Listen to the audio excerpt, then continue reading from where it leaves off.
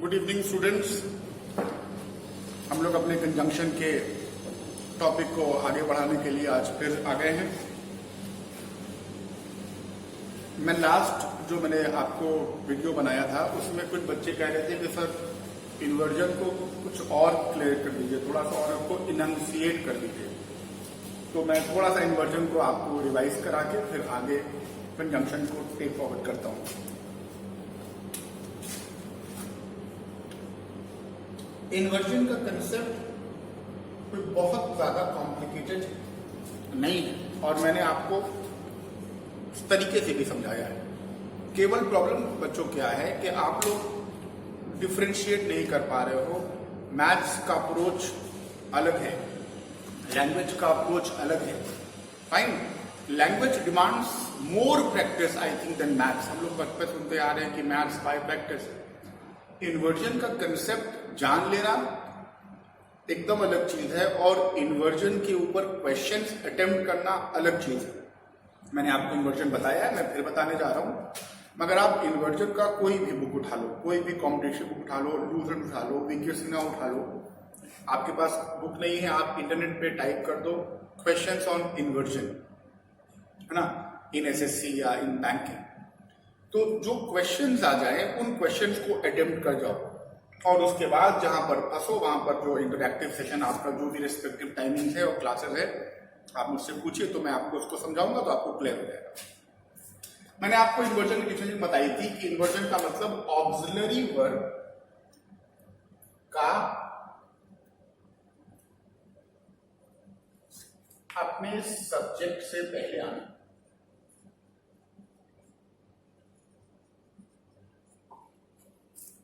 है ना। Interrogative sentence में हम लोग ने केवल ये जनरली पढ़ा हुआ है कि ऑक्सिलरी वर्ब सब्जेक्ट के पहले आती है। तो एक तो आपको मैंने बताया था कि ये इंटरोगेटिव सेंटेंसेस में होता है। अब इंटरोगेटिव सेंटेंस की डिटेल तो हम लोग प्रोनाउन में पढ़ेंगे, है ना। एक ही टॉपिक पर जितने भी टॉपिक उससे रिलेटेड है आप सब नहीं देख सकते। तो इंटरोगेटिव सेंटेंसेस में लगता है। दूसरा negative adverb,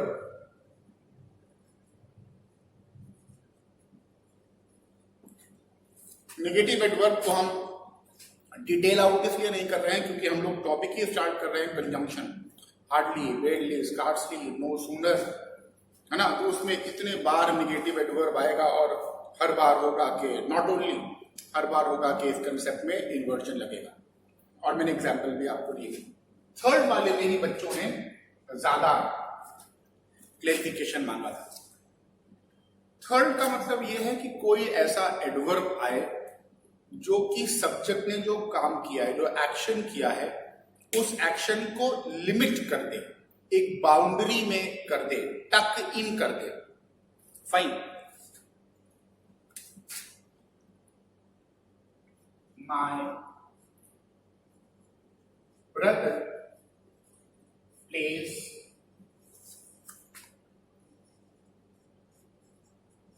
cricket well. Fine. Adverb. अक्सर लोग कहते हैं plays cricket good. That is an error. My brother plays cricket well. क्या मतलब हुआ? मेरा भाई अच्छा क्रिकेट खेलता है। यहां पर जो भाई की एक्शन है ये लामहदूद है, लिमिटलेस है। फाइन, अबिस्मल है, कोई इसका बॉटम नहीं है। अगर आपने कह दिया and correlative sorry coordinating conjunction बराबर का सेंटेंस जोड़ेगा, and I also play cricket well. Fine, there is no need of inversion. Sentence एकदम करेक्ट है। आपने कंपाउंड सेंटेंस बनाया, केवल सुंदर वाक्य नहीं बना पाए, कॉन्ट्रैक्ट नहीं कर पाए वाक्य को प्रॉपर्ली। इसको और बेटर सिंथेसाइज किया जा सकता था इन्वर्जन से। फाइन, अगर आप ऐसे बोल देते my brother pledge cricket well and so do I, meaning में अंतर आ जाता। पहला वाला आपके और आपके भाई दोनों को कह रहा है कि दोनों अच्छा क्रिकेट खेलते हैं, मगर दूसरा वाला कह रहा है कि मेरा भाई अच्छा क्रिकेट खेलता है और वैसा ही या उतना ही मैं भी खेलता हूं, आई डू के यहां पर प्ले की कंटेक्स्ट में आया। फाइन, इसका मतलब आपने अपने आप का जो एक्शन है, जो खेलने की क्षमता है, उसको अपने भाई के तक लिमिट कर दिया है कि जितना आप भाई खेलते हैं, आप भाई से आप अच्छा नहीं खेल पाएंगे। आपकी जो लास्ट लिमिट है, आपकी जो पेरीफेरी है, वो भाई तक खत्म हो रही है। फाइन, तो अगर आप ऐसा एक एडवर्ब लगाएं जो सब्जेक्ट के पहले आकर उसकी मीनिंग को महदूद कर दे, लिमिट कर दे, तो भी इन्वर्जन लगता है। फाइन, और चौथा मैंने आपको बताया था कि अगर ऑब्जेक्ट पहले लग जाए, ऑब्जेक्ट वाला पार्ट या कि प्रेडिकेट वाला पार्ट, और सब्जेक्ट उसका बाद में आए, तो इन्वर्जन लगता है। फाइन, इतनी बातें मैंने आपको बताई थी। अब इतनी बातों को और डिटेल आउट करने का कोई मतलब नहीं है बच्चों, आपको सिर्फ क्वेश्चंस करने हैं। जो बच्चा, लड़की नहीं है, I can't remember the name, Divya और भी जो बच्चे नए जुड़े हैं या जो पहली बार कंजंक्शन पढ़ रहे हैं या जो 2-4 बार पढ़ भी चुके हैं, उनको केवल एक चीज है बच्चों कि आप प्रैक्टिस कीजिएगा। जानने के बाद प्रैक्टिस कीजिए, do as much practice as you can, और उसके बाद जो भी आपका सेशन है, उस सेशन में आप उसके ऊपर क्वेश्चन पुटअप कीजिए। 2, 4, 5 क्वेश्चन पुटअप करोगे, टीचर एक्सप्लेन करके जवाब देगा, inversion would be clear. Fine, तो अब हम लोगों को आज स्टार्ट करना है कंजंक्शन। मैंने आपको लास्ट टाइम बोला होगा कि कंजंक्शन टेकअप कई तरीके से किया जा सकता है। एक कंजंक्शन बहुत एकेडमिक तरीके से टेकअप किया जा सकता है, मगर एकेडमिक तरीके से अगर हम कंजंक्शन को टेकअप करेंगे तो that would be of no use at all.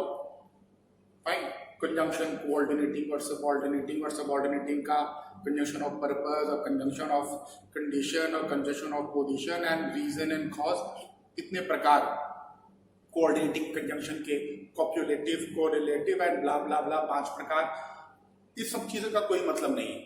Fine, मतलब क्या है कि कंजंक्शन में मैंने आपको बताया है लास्ट टाइम, मैं अपनी बात को शुरू करने के लिए केवल बेस बना रहा हूं। कंजंक्शन के लिए इंपॉर्टेंट है कोरिलेटिव कंजंक्शन, यानी कि पेयर के कंसेप्ट, जो कंजंक्शन कोरिलेटिव है, पेयर के साथ आते हैं। मीनिंग कंजंक्शन की बहुत इंपॉर्टेंट है। स्ट्रक्चर तो कंजंक्शन का बैकबोन है बच्चों, मोस्ट इंपॉर्टेंट है स्ट्रक्चर। फाइन, जो स्ट्रक्चर वाली कंजंक्शन है, नो सूनर का, जोड़ा देन, हार्डली, बेरली, स्कार्सली का देन, या before, although, structure is most important. इन 3 चीजों को अगर आप देख लीजिएगा तो आप कंजंक्शन के ज्यादा बड़ा एरिया कंजंक्शन का कवर कीजिएगा। फिर मैंने आपको कहा था कि अब की बार मैं आपको थोड़ा सा मिसलिनियस को भी पढ़ा दूंगा। मिसलिनियस का मतलब, अगर कुछ ऐसी चीजें हैं जो वैल्ना की एडवर्ब हैं मगर कंजंक्शन की तरह आ जाती है, एडवर्ब की तरह कंजंक्शन बन जाती है, still, however, fine, so on and so fourth. और सिंस, फॉर, कब सिंस लगाना है, कब फॉर लगाना है, कब बिकॉज लगाना है, इनकी पोजीशन क्या है, इन स्पाइट ऑफ, डिस्पाइट में अंतर है, एंड कुछ मिसलिनियस की बातें, डिसाइड और डिसाइड बहुत ही बेसिक है। तो कुछ मिसलिनियस चीजों को मैं कवर करूंगा जो कि कंपटीशन में कवर किए जाते हैं। इतना अगर आपको मैंने प्रॉपर्ली कवर करके समझा दे गया तो आई थिंक कंजंक्शन आपका मैं कर ले जाऊंगा, और फिर उसके बाद प्रैक्टिस सेट लगाइए, क्वेश्चन कीजिए।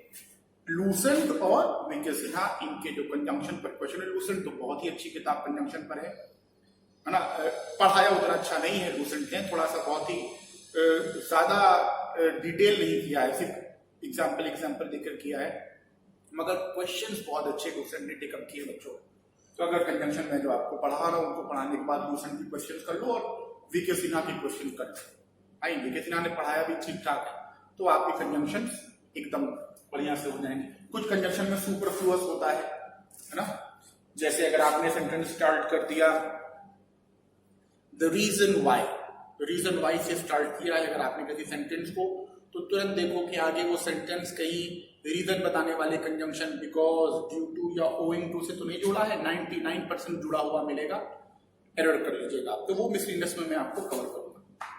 मैंने जो सोचा है आप लोगों को कवर कराने का तरीका, आई होप कि मैं अपने करेक्ट माइंड फ्रेम में रहूं और कुछ भूलूं नहीं, जबकि मैंने अब की बात देखा है और हेल्प लिया है। It's is better to take help from others. मैंने और भी टीचर्स को देखा कि अगर मैं मोबाइल में अपने एक सीक्वेंस, एक पैटर्न बना लूं कि मुझे ये पढ़ाना है, फिर ये कंजंक्शन पढ़ाना है, फिर ये कंजंक्शन पढ़ाना है, तो मैं अपना सीक्वेंस छोड़ूंगा नहीं। तो मैंने अब की बार वो चीज़ों को किया है और मुझे लगा कि ये अच्छा है, ताकि मैं बहकूं नहीं। और क्लास में तो डिटेल आउट कुछ भी पढ़ाऊं, कुछ भी का मतलब ये है कि टॉपिक से रिलेटेड हो, मगर कंजंक्शन पढ़ाते पढ़ाते प्रेपोजिशन में चले गए, एडवर्ब में चले गए, एडजेक्टिव में चले गए, एंड क्लास इज रेगुलर तो कोई प्रॉब्लम नहीं, मगर टॉपिक पर रुके रहना लिटिल बिट मेरे लिए मुश्किल है, क्योंकि मैं हमेशा कभी भी टॉपिक वाइज उतना मैंने नहीं पढ़ाया।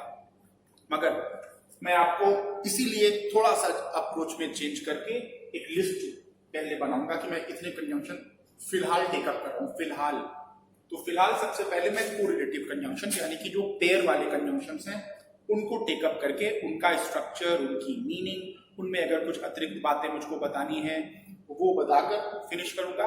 फिर मैं आपको अलग अलग और कंजंक्शंस हैं जो कि कॉम्पिटिशन में आते हैं उनको टेकअप करूंगा और होलसम बना दूंगा ताकि आपके कंजंक्शंस हो जाए।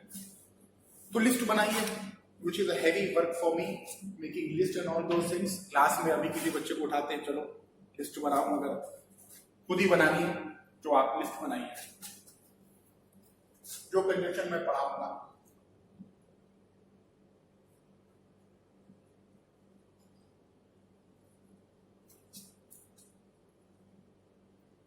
बहुत इंपॉर्टेंट कंजंक्शन,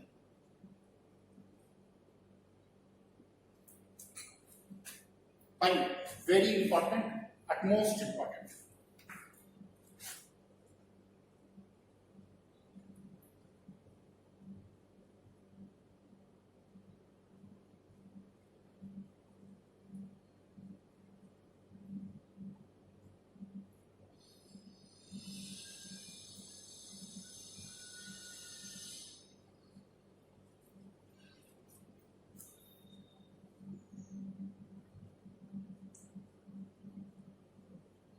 आई होप आप मेरे साथ उतारते जा रहे हैं कि मैं कौन कौन सी चीजों को टेकअप करने वाला हूं। हार्डली, बेली, स्कार्सली का पेयर है व्हेन या बिफोर।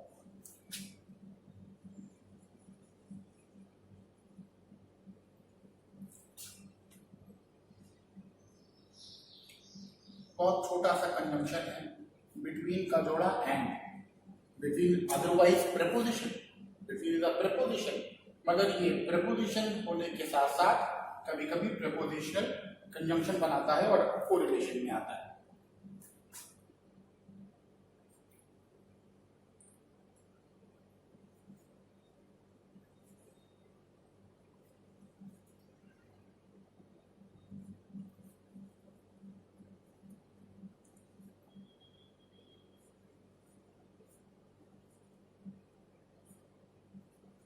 एस का पेयर, एस, सो का, ये सब वन लाइनर्स हैं बच्चे, वन लाइनर्स हैं, क्वेश्चन भी आते हैं और बहुत ही इजी है अगर आपको ढंग से समझा दिया जाए।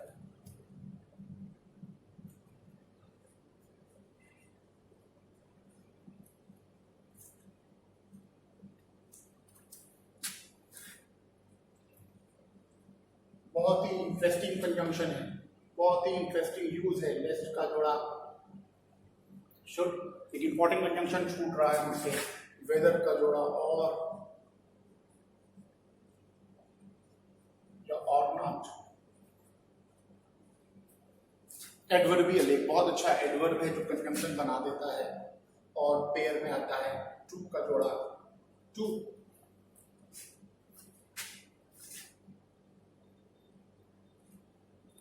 There is one more conjunction that comes in this category, either or, neither nor, not only but also, is both, का जोड़ा एंड। फाइन। तो मैं इन सब कंजंक्शंस को टेकअप करने वाला हूं। पहले इन सब इंपॉर्टेंट कंजंक्शंस को टेकअप करने वाला हूं और इसके बाद फिर मैं सिंगल कंजंक्शन को भी आपको पढ़ाऊंगा। मैंने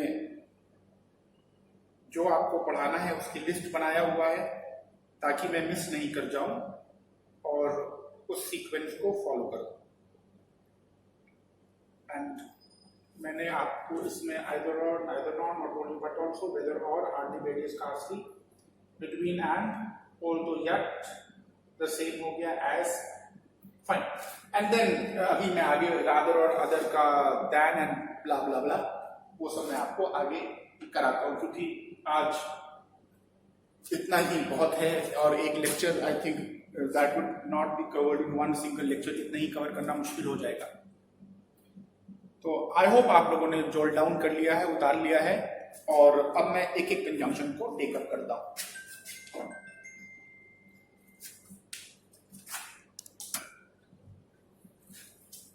अगर नहीं भी किया है तो you have got option, screen को स्टॉप करके आप उसको उतार सकते हैं।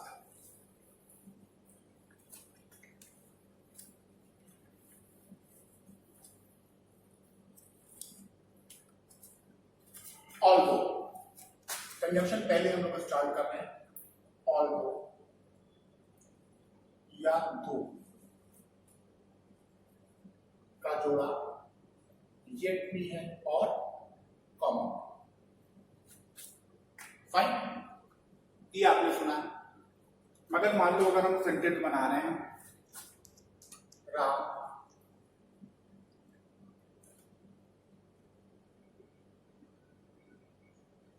does not have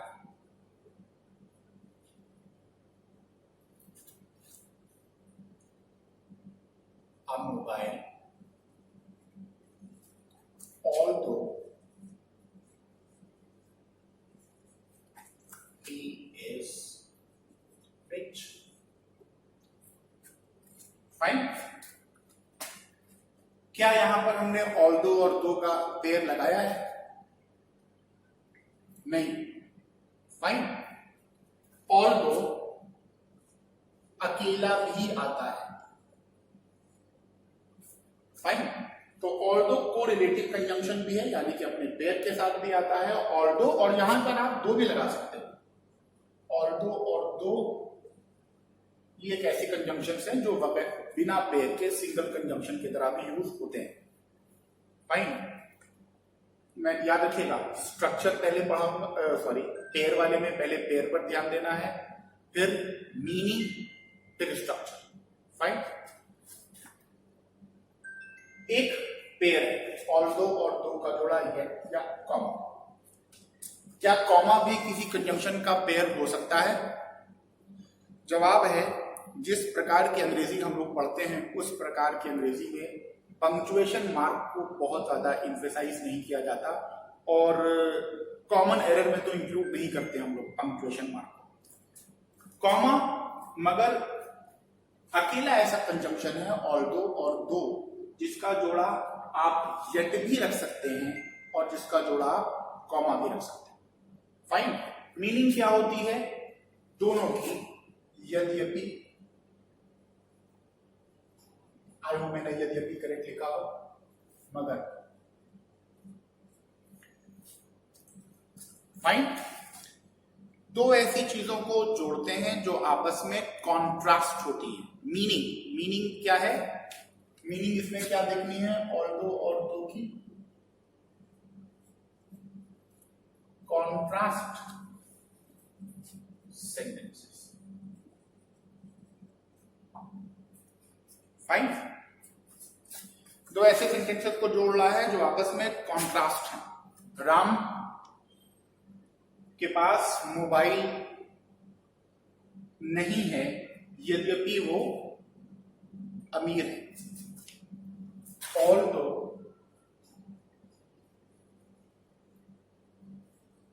Ram works hard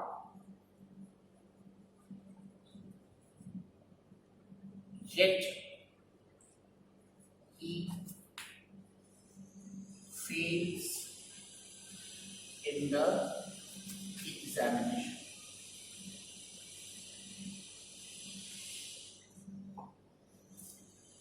यद्यपि राम मेहनत करता है मगर इम्तिहान में फेल हो जाता है। फाइन। सो ऑल्दो और उसका जोड़ा येट या कॉमा एक ऐसा कंजंक्शन है जो कैसे सेंटेंसेस को जोड़ता है जो आपस में कॉन्ट्रास्ट होता है। इस चीज में मैं तुमको एक और बात बच्चों बता दूं कि एरर क्या आता है, although Ram works hard but आया तो एरर हो गया। किस चीज का एरर हो गया? पेयर का। पेयर का एरर बहुत ही बेसिक एरर्स हैं और बहुत ज्यादा, no sooner that hardly badly scarcely में पेयर के एरर बहुत ही फ्रीक्वेंट दिखाई देते हैं। फाइन। तो यहां पर या तो येट लगाओ, अगर तुम येट नहीं लगा सकते हो या नहीं लगा हुआ है सेंटेंस में तो केवल कॉमा लगा दो तो आपका मामला चल जाएगा, आपका सेंटेंस चल जाएगा।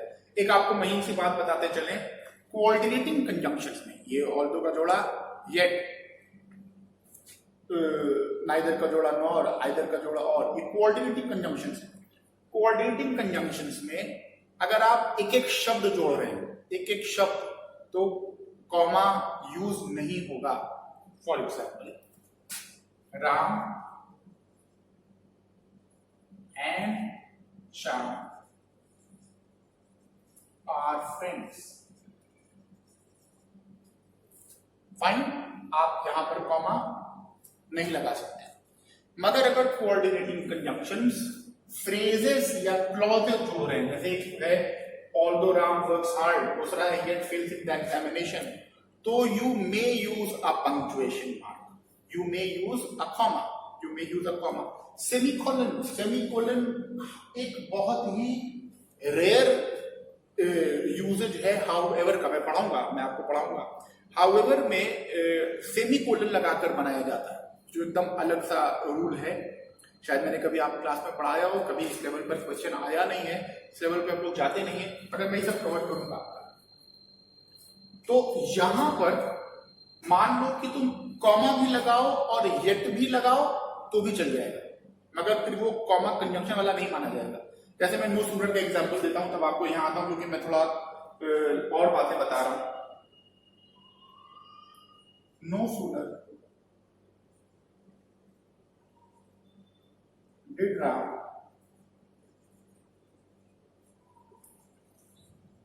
see his father। एक सेंटेंस हो गया, इन्वर्जन लगा है हम, इन्वर्जन एक सेंटेंस हो गया। यहां पर इसका जोड़ा क्या है? दैन, मसूरत का जोड़ा दैन, मगर आप कॉमा लगा सकते हैं। लगाना अनिवार्य नहीं है, क्योंकि मैंने अभी आपसे कहा कि इस लैंग्वेज में हम लोग पढ़ रहे हैं, उस लैंग्वेज में पंक्चुएशन मार्क उतना ज्यादा इंपॉर्टेंट होल्ड नहीं करता, जबकि पंक्चुएशन इंपॉर्टेंट होल्ड करता है, मगर फिलहाल हम लोग पंक्चुएशन के एरर को इग्नोर करते हैं। नहीं भी लगाएंगे कोई हर्ज नहीं, मगर लगा सकते हैं। Than, no sooner did Ram see his father than he stopped smoking.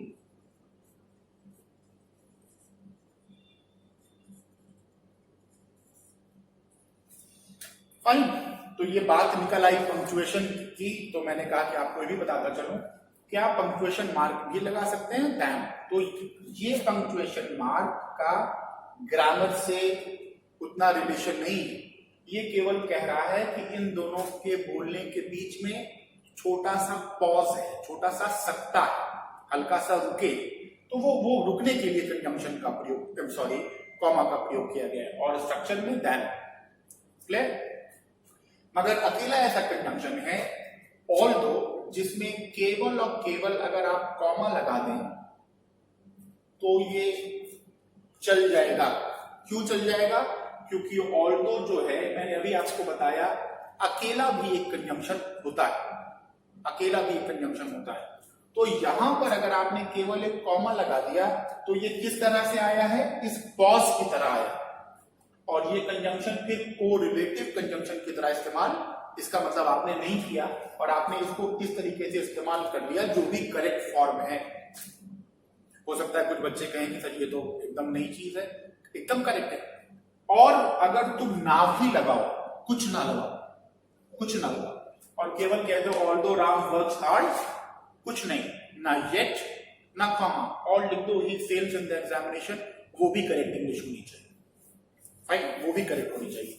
तो मैंने आपको डिटेल बता दिया, इससे ज्यादा डिटेल है ही नहीं कि मैंने आपको बता दिया। पेयर में येट कोरिलेटिव कंजंक्शन का पेयर है।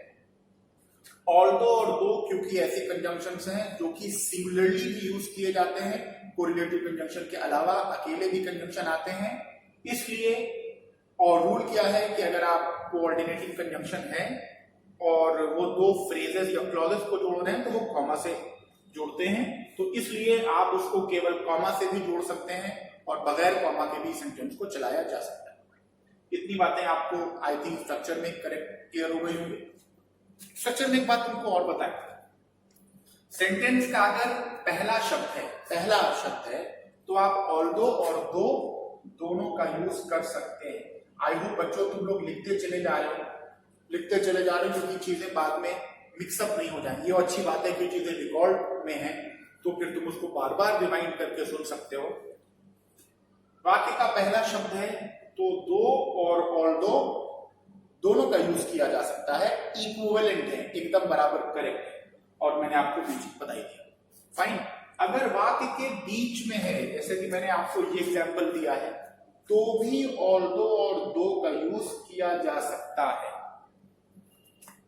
फाइन, एक और तरीका है मगर उस तरीके को इनफॉर्मल तरीके को है, मतलब फॉर्मल तरीका नहीं है, इनफॉर्मल है, बहुत ज्यादा अच्छा वाक्य नहीं माना जाता मगर ग्रामेटिकली एक्सेप्टेड है। अगर हम वाक्य का लास्ट शब्द ये बनाएंगे और अगर हम लिखते हैं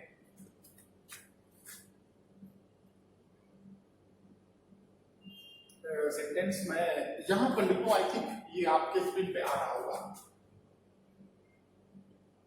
राम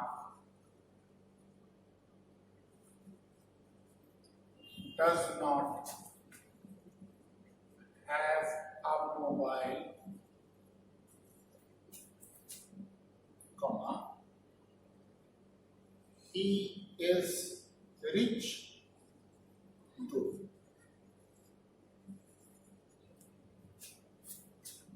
फाइन, तो ये भी स्ट्रक्चर करेक्ट है, मगर अगर ये इनफॉर्मल है, मगर अगर आपने यहां पे लगा दिया तो लास्ट वाले में ऑल्दो आप नहीं लगा सकते। इसके ऊपर एक आध क्वेश्चन आए भी हैं कभी कभी, तो लास्ट में आप ऑल्दो नहीं लगा सकते। क्लियर? तो आई होप स्ट्रक्चर के बारे में जितनी इंफॉर्मेशन अवेलेबल है जितनी है मैंने आपको सब दे दिया। ऑल्दो और दो का जोड़ा, येट, कॉमा भी लगाया जा सकता है क्योंकि ये अकेला कंजंक्शन भी है और कोरिलेटिव कंजंक्शन भी है। अकेला कंजंक्शन को इस तरह से आ सकता है, बीच में आप ऑल्दो और दो दोनों का यूज कर सकते हैं, और इतनी बातें मैंने आपको बता दी। मीनिंग, इसकी मीनिंग क्या है कि ये दो ऐसे सेंटेंसेस को जोड़ता है जो कि आपस में कॉन्ट्रास्ट है, इसीलिए ज्यादातर फिल इन द ब्लैंक्स में ऑल्दो और दो का बहुत आता है। Fine, although Ram is very strong, है ना, although Ram is very strong.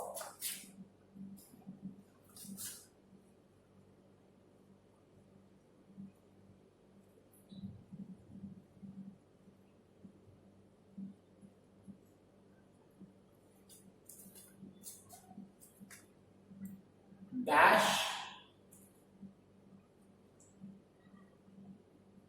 he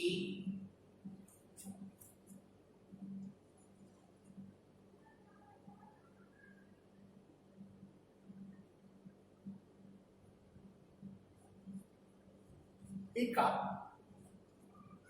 this heavy stone। Fine, और आपने इसका जोड़ा लगाया तो गेटिया कॉमा। क्या ये ऑल्दो और येट स्ट्रक्चर वाइज तो करेक्ट है, मीनिंग वाइज हो सकता है? ये कह रहा है Ram is very strong, although Ram is very strong, यद्यपि राम बहुत स्ट्रॉन्ग है, बहुत ताकतवर है, मगर वो भारी पत्थर, ये भारी पत्थर उठा सकता है। फाइन, तो इसका मतलब यहाँ पर ऑल्दो और येट कंजंक्शन से आपको चीजों को जोड़ना ही नहीं। आप यहाँ पर कोई भी कॉज बताने वाले, कोई भी reason, therefore, because Ram is very strong so he can pick up small things, therefore he can strong thing. You can use because here, because Ram is very strong, comma, he can pick up heavy things, heavy strong. Clear? So structure हो गया, meaning पर बहुत ध्यान रखना है, although और दो की, यद्यपि की, और कोई खास बात इसके और फॉर्मेट में नहीं है, ना इन्वर्जन लेता है, हर तरह के सेंटेंसेस को जोड़ सकता है, जैसे आप आगे पढ़िएगा कि हार्डली और केवल पास्ट के सेंटेंसेस को बनाता है, ऐसा कोई शक नहीं है। फाइन, तो इतनी ही शक्ति इसके स्ट्रक्चर में है जो मैंने आपको बताया, पेयर वाला और कॉमा लगा के का पहले और मीनिंग। एक बात आपको और ध्यान आ गई, यद्यपि का एक एज कंजंक्शन है, एज। फाइन, एज को भी मैं आपको डिटेल में बताऊंगा। एज जब हम किसी की तुलना करते हैं, Ram is as tall as Shyam, Ram Shyam की तरह लंबा है, और आपने लिस्ट देखी होगी तो मैंने आपको एक एज का जोड़ा एज बताया, मगर एक एज का यूज और है बच्चों, बहुत ही रेयर सेंटेंस है, मगर आज मैंने अब की बार आपको बताया कि मैं थोड़ा सा और इनशिएट करके पढ़ाने के मूड में हूं, कंजंक्शन तो बहुत ही रेयर है मगर है। जैसे एग्जाम्पल हम लोग ले लें,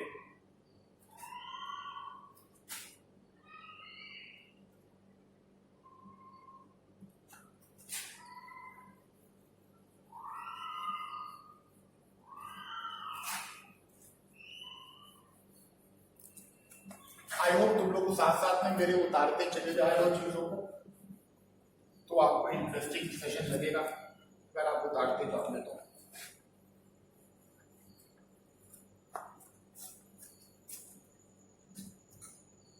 क्वेश्चन था, और दो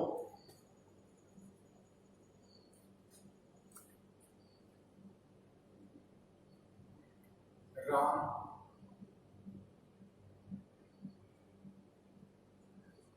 is a tall boy, yet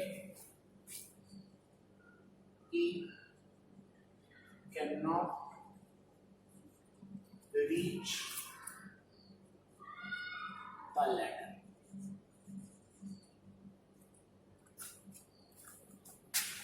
यद्यपि राम, मैं अब रफली सेंटेंस बना रहा हूं मगर सेंटेंस स्ट्रक्चर वाइज करेक्ट है। अब ये मत देखना कि बहुत अच्छा वाक्य, बहुत सुधरा हुआ वाक्य। Fine, I am trying to make sentence nice and sentence would be grammatically 100% correct. Although Ram is a tall boy yet he can not reach the ladder. अगर हम स्ट्रक्चर लें और ऐसा स्ट्रक्चर लें कि हम पहले एडजेक्टिव या एडवर्ब, एडजेक्टिव या एडवर्ब लिखते हैं, फाइन, उसके बाद एज लिखते हैं सेंटेंस में, तो एज अगर एडजेक्टिव और एडवर्ब के बाद आ जाएगा और उसके बाद पूरा पूरा sentence subject verb object SVO पूरा का पूरा रहेगा, तो आप यहां पर एज यद्यपि की मीनिंग में इस्तेमाल कर सकते हैं और इस सेंटेंस को आप ऐसे यूज कर सकते हैं, जैसे toll as Ram is, tall as Ram is, यद्यपि राम लंबा है, यद्यपि राम लंबा है, tall as Ram is, और पूरा sentence he cannot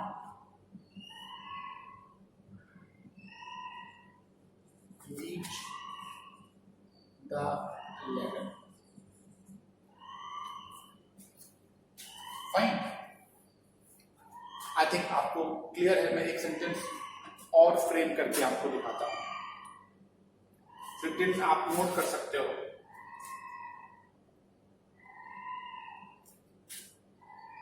although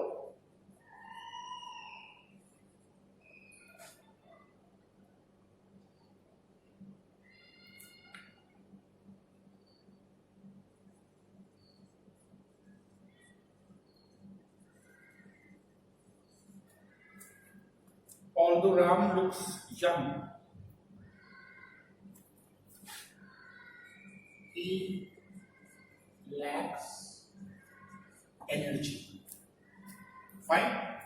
Although Ram looks young, he lacks energy. As young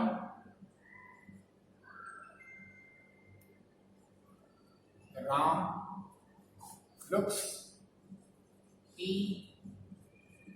lacks energy. Fine. ये मैंने कैसे बना दिया है, ये मैंने एडजेक्टिव लगा कर. ठीक है, आपको मैंने एडवर्ब का भी एग्जांपल आपको देता हूं ताकि आपको चीजें और क्लियर हो जाए.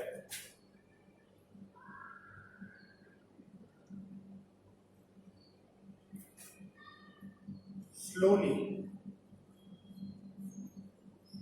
as he was driving,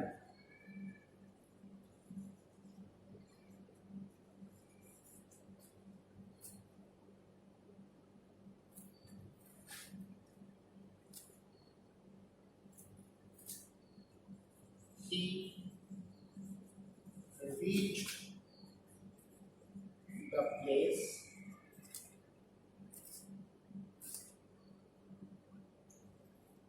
on time.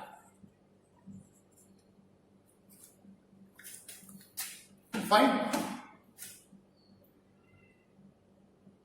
इस सेंटेंसेस में आप देखो, एज यंग राम लुक्स, है ना, यद्यपि राम देखने में जवान है मगर वो अपनी एनर्जी को, उसके अंदर एनर्जी की कमी. Slowly as he was driving, यद्यपि यद्यपि वो गाड़ी धीरे चला रहा था मगर वो जगह पर समय से पहुंच गया. फाइन. तो एज का एक यूज आप ऑल्दो की तरह भी कर सकते हैं. चलो, तो मैंने आपको ये, आपने शायद उतारा होगा, कितना बताया.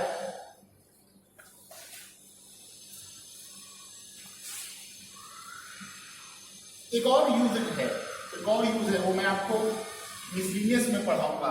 इवन इफ, अभी बता देता हूं. Even if,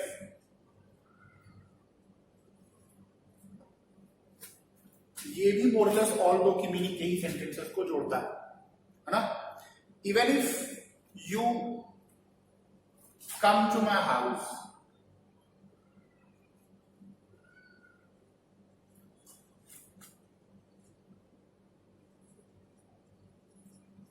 I will not talk to you. चाहे तुम मेरे घर ही क्यों ना आ जाओ, यद्यपि तुम मेरे घर ही क्यों ना आ जाओ, यद्यपि, चाहे, केवल ऑल्दो या दो का जो इम्फेसिस फॉर्म है, यानी कि जो और जोर देकर बात करते हैं अगर हम, तो हम ऑल्दो या दो के प्लेस पर इवन इफ लगा देते हैं. Fine. So even if you come to my house I won't talk to you. Clear. So हम लोगों ने अब तक क्या पढ़ा, ऑल्दो और दो का पढ़ा. ये पढ़ा कि उनका स्ट्रक्चर क्या है, उनकी मीनिंग क्या है, और एक एस पढ़ा कि एस, जबकि अभी हम लोग पढ़ेंगे, एस जो है वो समानता बताने के लिए, सिमिलैरिटी बताने के लिए आता है, मगर एस एज अ कंजंक्शन भी ऑल्दो के बदल की मीनिंग में आता है. एक इवन इफ का यूज भी मैंने आपको बताया है. चलिए, अब हम लोग कंजंक्शन टेकअप करते हैं ऑल्दो के बाद.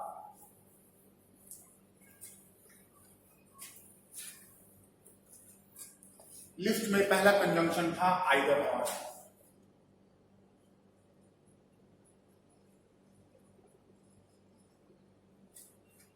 फाइन. अगर आप केवल आइदर देख लीजिए तो आइदर कौन सा पार्ट ऑफ स्पीच है, केवल आइदर. आइदर तो adjective. Fine.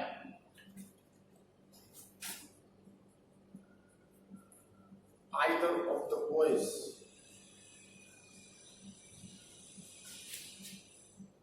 will feel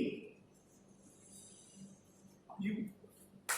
either of the boys, इन दोनों में से कोई एक लड़का तुम्हारे विश्वास को तोड़ेगा। सेंटेंस थोड़ा सा कॉम्प्लिकेटेड बन गया मगर स्ट्रक्चर करेक्ट है और सेंटेंस मीनिंग करेक्ट है। आइदर ऑफ द बॉयज, इन दोनों में से कोई एक लड़का तुम्हारे विश्वास को तोड़ेगा। यहां पर either is not use as an conjunction बच्चों, यहां पर आइदर कैसे आया है, एडजेक्टिव की तरह, और फिर इसका यूज हम लोग जब नाउन पढ़ेंगे तब पढ़ेंगे। फिलहाल हम लोग क्या पढ़ रहे हैं, कंजंक्शन। मगर एडजेक्टिव को जब हम कंजंक्शन की तरह यूज कर रहे हैं तो जो एडजेक्टिव की बेसिक मीनिंग है वही तो कंजंक्शन में लागू हो जाएगी, है ना, वही मीनिंग कंजंक्शन में लागू होगी। तो आइदर और कंजंक्शन की इसीलिए पहली शर्त क्या होती है,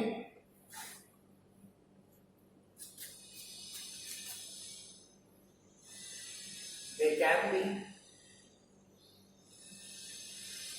ओनली टू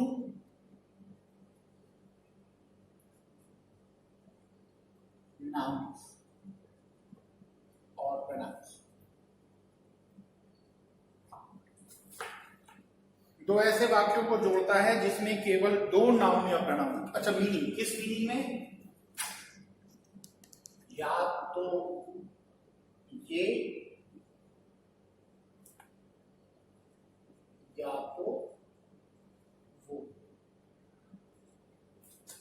या तो ये या तो राम ये काम करेगा या तो श्याम ये काम करेगा। आइदर राम और Shyam shall do this work, fine. या तो आज क्लास शमसी सर की चलेगी या तो आज क्लास अनुराग सर की चलेगी, फाइन। दोनों की क्लास आज पढ़ने के मूड में नहीं है, या तो शमसी सर की पढ़ेंगे या तो अनुराग सर की पढ़ेंगे, फाइन। So we will today we will take the lecture either of Shamsi sir or of Anurag sir, fine. So either of can be only two nouns or pronouns that can be joined by the sentences. दूसरा, the sentences should be positive in meaning। वाक्य meaning में positive होने चाहिए, है ना। अगर आपने कह दिया आज बिल्कुल भी पढ़ने का मूड नहीं है, ना ही शमसी सर की क्लास चलेगी और ना ही अनुराग सर की क्लास चलेगी, तब कंजंक्शन चला जाएगा नाइदर और नॉर, नाइदर और नॉर चला जाएगा। सेंटेंस पॉजिटिव होना चाहिए, या इन दोनों में से किसी एक की चलेगी, है ना। या तो राम मेरा दोस्त है और या तो श्याम मेरा दोस्त है। Either Ram is my friend, fine. या तो राम मेरा दोस्त नहीं है और या तो श्याम मेरा दोस्त नहीं है, तो अब यहां पर आइदर और का यूज नहीं कर सकते, sentence has to be positive. तीसरा, जो मैं अभी बोल रहा था उतना इंपॉर्टेंट पॉइंट नहीं है मगर स्ट्रक्चर वाइज देखा जाता है। Predicate part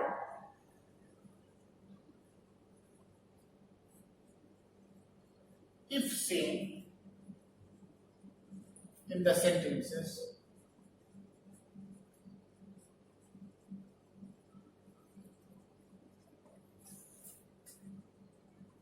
must not be repeated। अगर दोनों सेंटेंसेस का प्रेडिकेट पार्ट सेम है तो बार बार प्रेडिकेट पार्ट नहीं लिखा जाएगा, अंत में लिखा जाएगा। जैसे आइदर, पहले सेंटेंस को लिखूं मैं, Ram will do this work, एक सेंटेंस हो गया, और दूसरा सेंटेंस हो गया Shyam will do this work.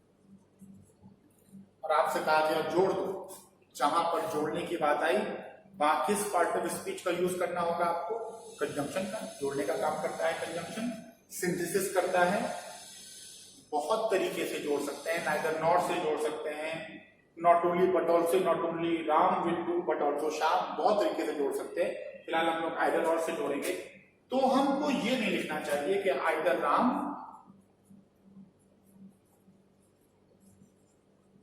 और will do this whole work उतारे और फिर श्याम करके उतारे।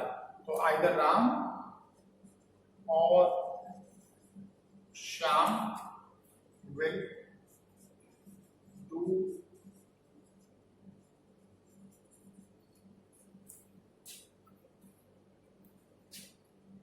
fine. So predicate part if same shall not be repeated, shall not be written twice. But अगर predicate part अलग अलग है तो दोनों में दो, जैसे either Ram will do this or Shyam will stay or Shyam will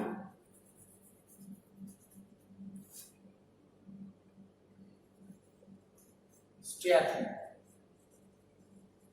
तो अब अगर आपको जोड़ना है तब आप दोनों लिखिएगा, either Ram will do this or Shyam will stay at home, then it is fine.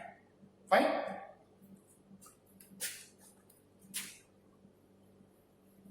तो तीसरी बात मैंने क्या बताया कि प्रेडिकेट पार्ट यदि सेम है तो रिपीट नहीं होगा। और चौथा जो मोस्ट इंपॉर्टेंट है वो है the construction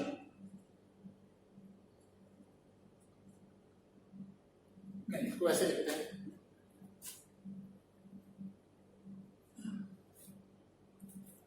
either and or should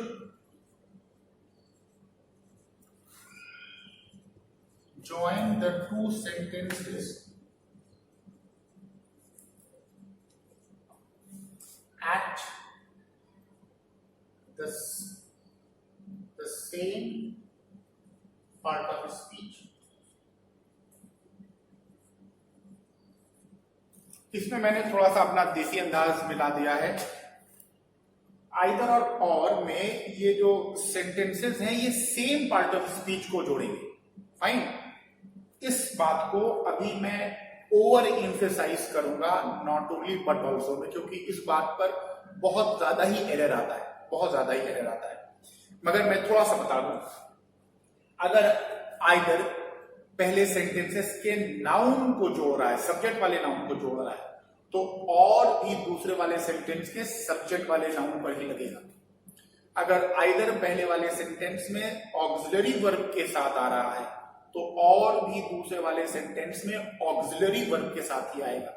दोनों का स्ट्रक्चर को बराबर पर रखेगा, पैरेलल स्ट्रक्चर को एकदम रखेगा। फाइन। तो इसको मैंने और आसान करके लिखा है कि आइदर और should join the two sentences at the same part of speech. Fine. तो इतनी चीजें हो गई आपकी आइदर और में। दो सेंटेंसेस में दो से ज्यादा सेंटेंस नहीं हो सकते। हाँ, बढ़ा सकते हैं, आप बढ़ा सकते हैं। आप ये बोल सकते हैं आइदर राम और श्याम और सोहन और Mohan is my friend. Fine. मगर आप अगर ध्यान से देखो तो आइदर और अपने जोड़े में एक समय में दो ही जोड़ रहा है, आइदर राम और श्याम, आइदर राम और सोहन, आइदर राम और मोहन। और वो कंजंक्शन जो एक से अधिक को जोड़ रहे हैं वो तो और है, वो तो और है। मगर आइदर और अपने पेयर में तो एक बार में केवल दो ही जोड़ना है, आइदर राम और श्याम, आइदर राम और सोहन। फाइन। सो केवल दो सेंटेंसेस को जोड़ेगा। इतनी बात है। आई होप आपको क्लियर हो गया होगा। आइदर और बहुत ही बेसिक कंजंक्शन है, सबसे ज्यादा इसमें टाइम देने का कोई मतलब ही नहीं है। सिर्फ जो डिमांड है बच्चों को प्रैक्टिस की है। आइदर और पर जहां 2, 4, 5 क्वेश्चन करोगे वहां पर आपके कंसेप्ट बहुत ही क्लियर हो जाएंगे। फाइन। और पहले पढ़ा लेते हैं, उसके बाद एंड ऑफ द सेशन में मैं आपसे ही से क्वेश्चन डिमांड करूंगा कि कंजंक्शन के ऊपर क्वेश्चन दीजिए। कंजंक्शन एक अगर ढंग से पढ़ाया जाए तो लंबा टॉपिक हो जाएगा और फिर आप आएगा कि क्लास स्लो चल रही है। अब की बार मैं तो 2 दिन थोड़ा लेट बना रहा हूँ टॉपिक पर, तो कहोगे देखो आज तो 2 टॉपिक आपकी और लेट आए। तो यार वो सब जो है वो इसमें आप ध्यान दोगे कि प्रैक्टिस आप ज्यादा करो। है ना, मैं आपसे end of the time demand करूंगा कि क्वेश्चंस बताओ, तो मैं उन क्वेश्चंस को टेकअप भी करूंगा। अब आइदर और के बाद दूसरा क्वेश्चन जो हम लोगों को टेकअप करना है वो neither nor. Same concept either और का, कोई भी नई बात नहीं। अच्छा हाँ, एक बात तुमको बताऊं, कोई बहुत ऐसी इंपॉर्टेंट चीज तो नहीं है, मगर हो सकता है कि देखो केवल उन बातों को बताया जाएगा जो बातें उनमें हैं।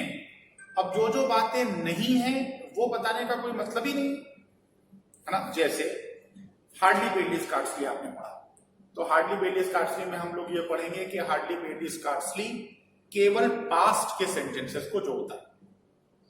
फाइन, केवल पास्ट के सेंटेंसेस को।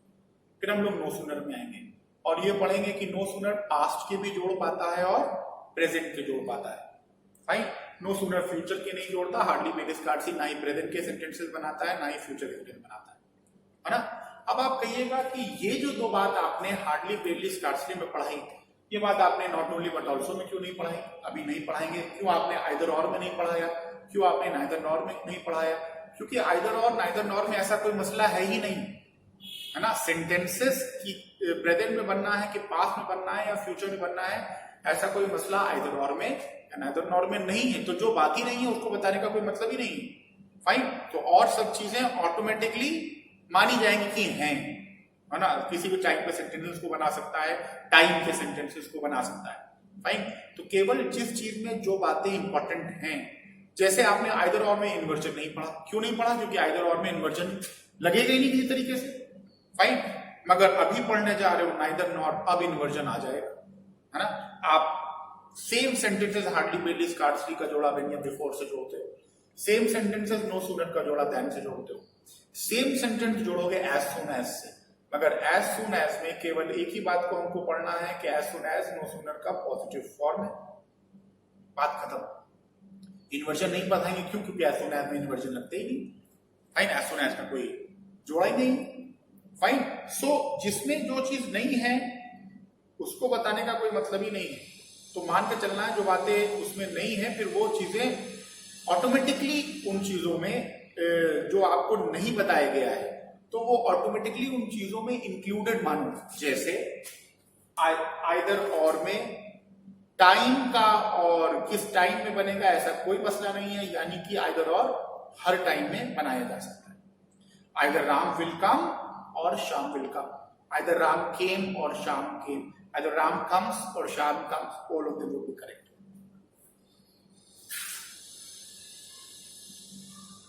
आई होप मैं आप लोगों को समझा पा रहा हूं, खास करके जो नए बच्चे हैं उनको और समझ में आ रहा है। तो I am trying to be very basic.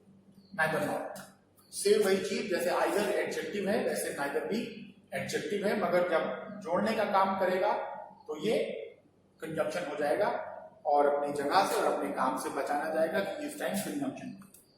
पहला पॉइंट सेम वही जो आपने आइदर और में पढ़ा, दे can B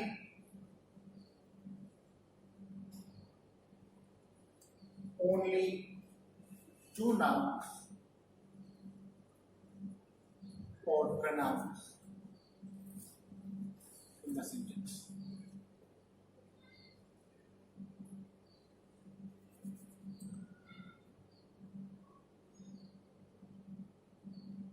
There can be only two nouns or pronouns. बहुत क्वेश्चन आया है। Neither of the three sons of Mr. Ram survived. इधर क्या आ गया कि तीन लड़कों में से कोई भी लड़का नहीं बचा। तो जवाब क्या है कि नाइदर को कर दो नन ऑफ, क्योंकि नन दो से अधिक के लिए यूज होता है और नाइदर केवल दो के लिए यूज होता है। दूसरी चीज जो कि डिफरेंस क्रिएट करती है आइदर और नाइदर नॉर में, वो है negative.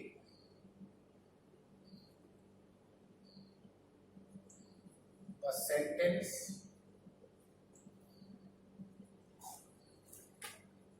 should be negative in meaning. तीसरी चीज जो सेम है वो क्या है? प्रेडिकेट पार्ट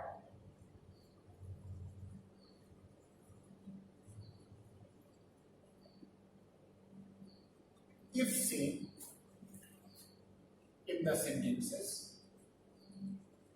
प्रेडिकेट पार्ट यदि वाक्यों में एक ही है, शुड नॉट बी। अब देखो मैं एक हिस्सों में लिख रहा हूं, तो जब हिस्सों में लिख रहा हूं तो हमको किस चीज का करना पड़ेगा, पंक्चुएशन लगाना पड़ेगा। यहां पर कॉमा इंपॉर्टेंट है, क्योंकि अगर यहां पर आप कॉमा नहीं लगाएंगे तो सेंटेंस मीनिंगलेस हो जाएगा। Predicate part if same in the sentences should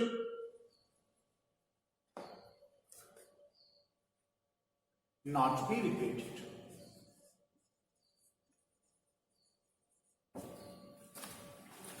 And most important,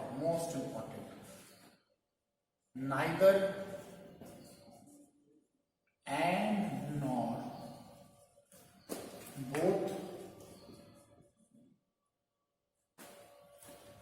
take inversions.